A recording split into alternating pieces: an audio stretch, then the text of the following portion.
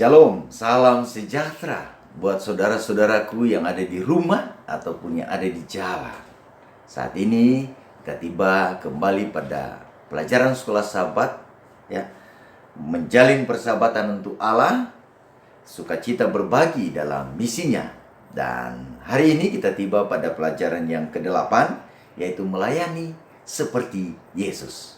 Nah, sebelum kita masuk lebih dalam, kita tunduk kepala sejenak dan kita akan berdoa. Mari berdoa. Bapa di surga, kami butuh Roh Kudus-Mu menolong kami agar kami mengerti, sekaligus kami dimampukan untuk menerapkan pelajaran ini dalam hidup kami. Kami sambut pelajaran-Mu dengan sukacita. Kami persembahkan doa ini hanya di dalam nama Tuhan Yesus, nama yang indah, Tuhan dan Juru Selamat kami. Amin. Baik saudara-saudaraku, seperti yang saya sampaikan tadi bahwa kita sudah tiba pada pelajaran yang ke-8, melayani seperti Yesus. Nah, ayat temanya Matius 9 ayat 36. Melihat orang banyak itu, tergeraklah hati Yesus oleh belas kasihan kepada mereka, karena mereka lelah dan terlantar seperti domba yang tidak bergembala. Nah, saudaraku, kabar baik dari pelajaran ini adalah Yesus peduli dengan orang. Yesus begitu mengasihi orang. Saya mau katakan kepada saudara, dari ayat tema ini, sebelum kita masuk lebih dalam, penjelasan dari ayat ini memberikan indikasi bahwa kebenaran rohani itu akan sampai di hati orang bila mana kita mau memberikan pelayanan yang melayani kebutuhan fisik, kebutuhan mental dan emosional orang. Ya, itulah yang Yesus lakukan. Dia tergerak hatinya melayani mereka sebelum dia memberikan kebenaran-kebenaran rohani kepada mereka. Yang dibutuhkan dalam pelajaran ini adalah dunia, saudaraku. Dunia, saudara dan saya adalah mereka membutuhkan demonstrasi Injil yang sepadan dengan berita Injil itu. Itu artinya bukan hanya sekedar kata, tapi demonstrasi dari kata-kata itu dalam perbuatan kita. Itulah yang penting. Nah, itulah sebabnya Yesus mau memberikan pelajaran kepada kita tentang bagaimana melayani seperti yang dia lakukan. Mendemonstrasikan Injil itu kepada orang. Nah, yang pertama adalah cara bersikap Yesus kepada orang agar demonstrasi Injilnya masuk di hati orang. Apa sikap Yesus?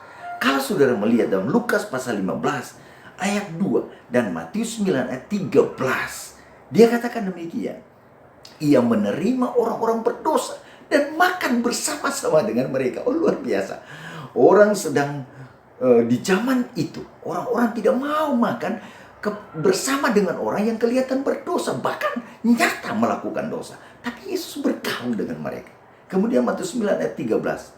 Yesus berkata, aku datang bukan untuk memanggil orang benar, tetapi orang berdosa agar mereka bertobat. Luar biasa. Yesus bergaul. Di sini terlihat bahwa agama Yesus adalah agama yang mau bersekutu dengan orang, yang mau peduli, mau bergaul. Sementara agama orang Farisi adalah agama yang mau menghindari orang. Jangan sampai terkontaminasi dengan dosa. Luar biasa. Itulah agama orang Farisi. Nah, Yesus tidak mau dengan agama seperti itu. Agama yang Yesus inginkan adalah agama yang mau bersekutu, bergaul dan peduli dengan orang. Itulah sebabnya kalau saudara baca Matius pasal 5 ayat 13 dan 14, ada dua ilustrasi yang Yesus sampaikan menyangkut umatnya di dunia ini. Harus jadi apa umatnya?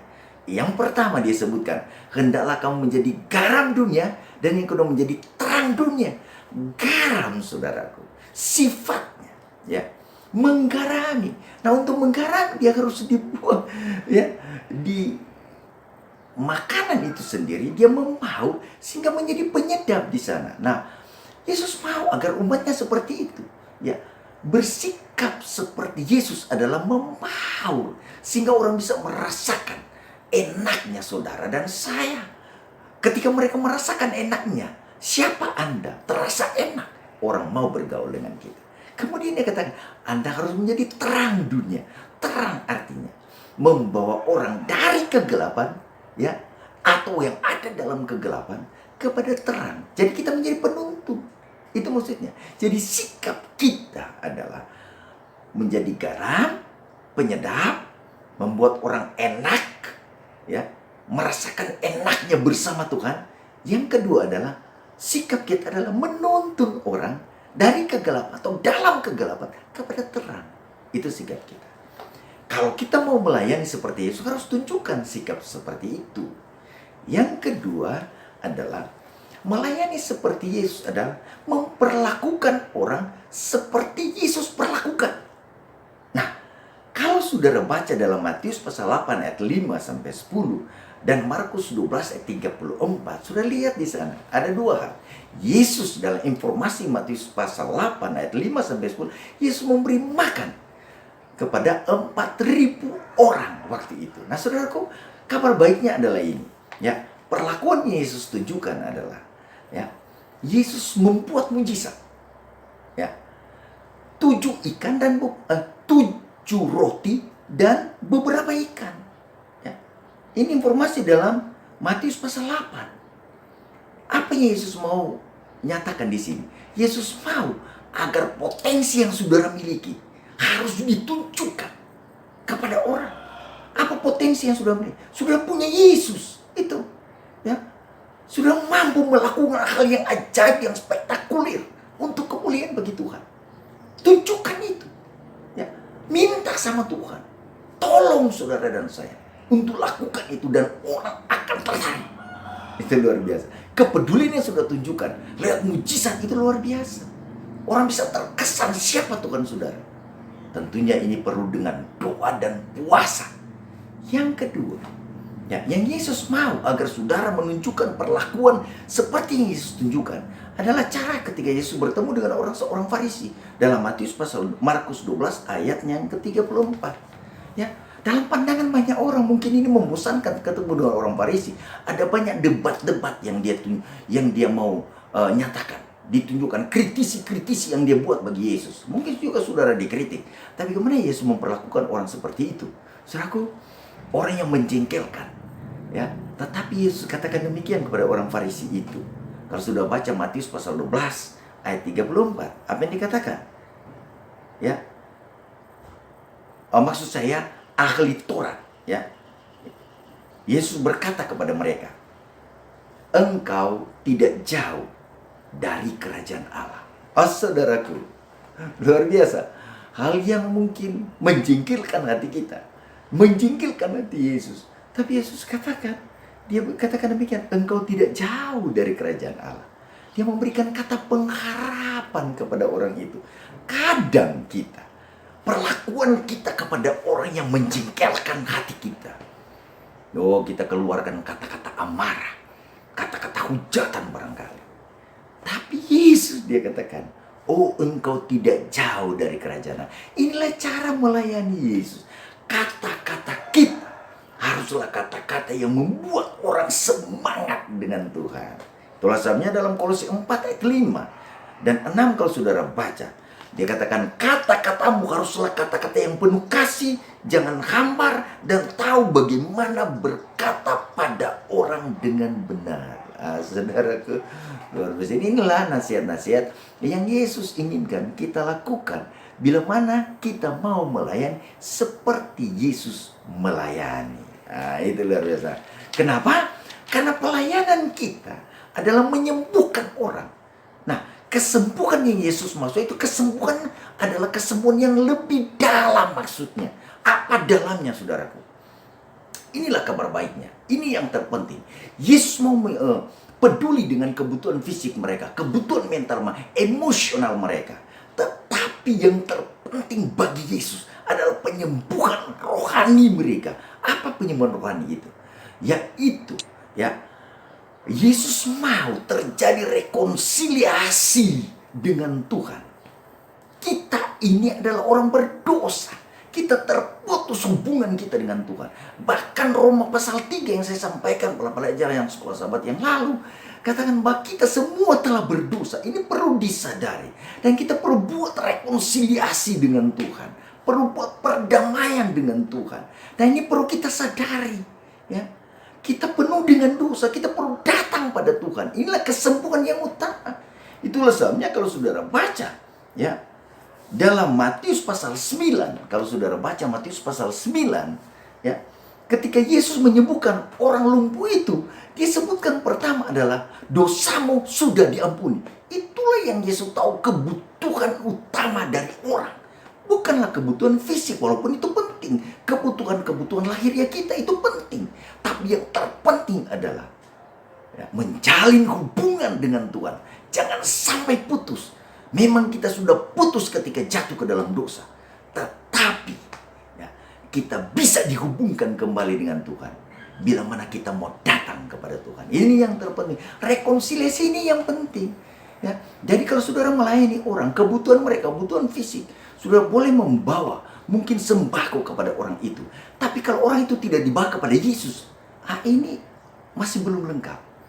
Yang terpenting adalah orang itu harus dibawa kepada Yesus, menyadari bahwa dia orang berdosa dan perlu datang kepada Yesus.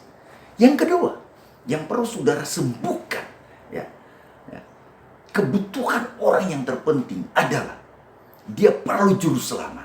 Ini yang perlu saudara tekankan, ya.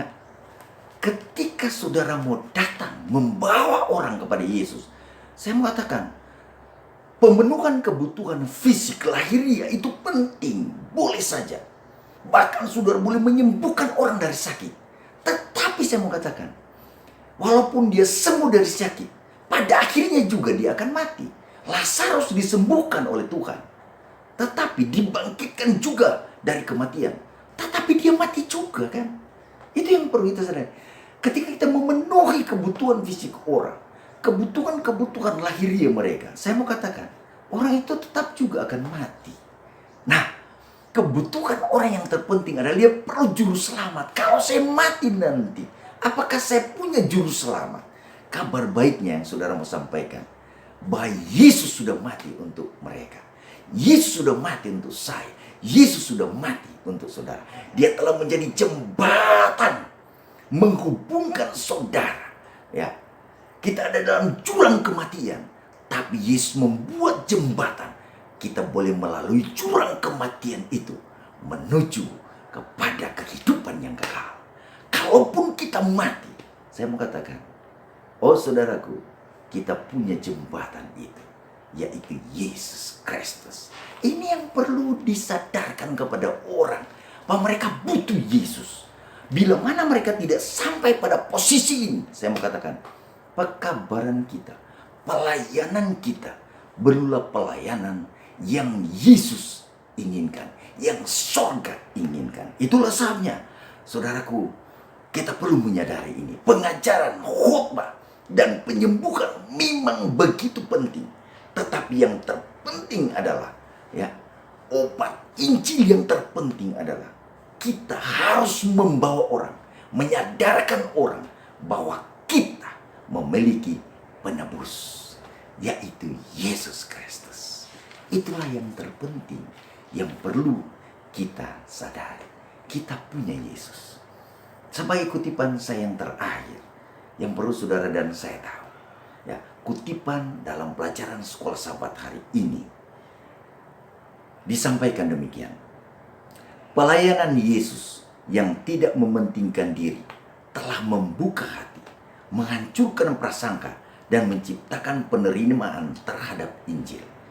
Gereja, katanya, gereja adalah tubuh Kristus yang memenuhi kebutuhan kasih di mana saja. Kristus mengutus kita ke dalam komunitas kita untuk membuat perbedaan dalam namanya. Meskipun tentu saja kita perlu berhati-hati agar tidak terkontaminasi oleh dunia. Dan itu adalah ancaman yang sangat nyata dan berbahaya bagi gereja kita. Kita masih harus belajar untuk menjangkau orang-orang di mana mereka berada, dan untuk digunakan oleh Allah yang ingin untuk membawa mereka dari tempat mereka sekarang ke tempat yang seharusnya. Oh saudaraku, kita perlu melayani seperti Yesus, membawa orang, ya, kepada Yesus, membawa orang, ya, kepada Tuhan. Dan harapan kita satu hari nanti, ketika Yesus datang pada kali yang kedua, orang-orang yang kita layani ini, yang kita pedulikan, nah, kita membaur dengan mereka, orang-orang ini akan ada dalam kerajaan itu. Itulah doa kita. Tuhan Yesus memberkati kita semua. Adalah doa dan harapan saya. Amin. Baik saudara-saudara, kita tunduk kepala sejenak dan kita berdoa.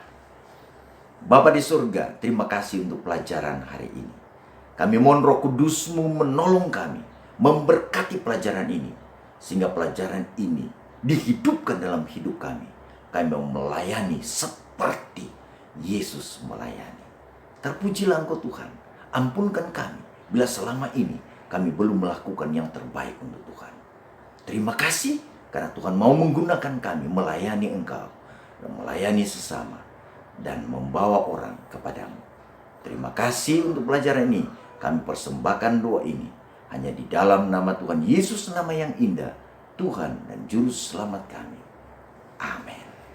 Terima kasih karena saudara-saudara sudah bersama dalam pelajaran hari ini. Tuhan Yesus memberkati. Shalom.